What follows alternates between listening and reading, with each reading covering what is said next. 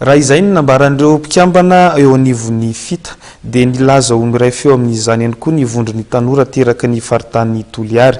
Nilaza izy ireo fa manohitra ny fanemorana indray izany fividianan'ny filohan'ny fizafatao vaovao izany izy ireo. Ny vondrony tanora teraka ny faritany Toliary dia manohitra ny fanafoanana ny fividianan'ny filohan'ny fizafatao izay voafaritra Tonsaina ny 9 Aogositra ho avy izao.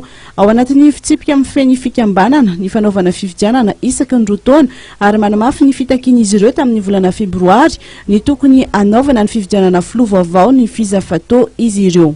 Izahay reto le vondrony tanora zanaky faritany Toliary tamin'ny volana février manko zahay nitaky ny hanovana ny élection fizafatao.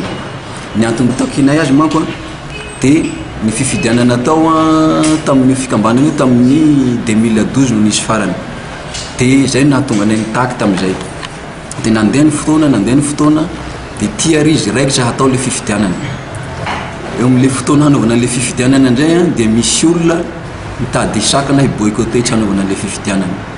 Dia zahay manko zany araka le niteneninay teo mbola mijoro amin'ny hevitray amin'ny fitakinan'ny élection mila atao.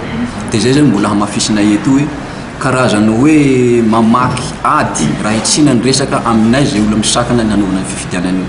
Satria lasa mampianatra lesona ratsy ho anay tanora zany zanaka avy aty aoriana zany ny tsy fanaovana élection fa mila hadraina zany ny statut satria anatin'ny statut fizafatao manko isaky ny roa taona misy fifidianana, isaky roa taona misy fifidianana. Dia zay mbola ijoronay eto manamafy le fitakinay tamin'izay zany zahay hoe mila atao le fifidianana fa tsy tokony sakatsakanana. Ny alahady 9 Aogositra ho avy izao eny amin'ny UNSMP Filomo no anatanterana ny fividianana filohan'ny fizafatao araka ny fandaram-potoana no faritany vao miara-manokana amin'ny sahana ny fividianana.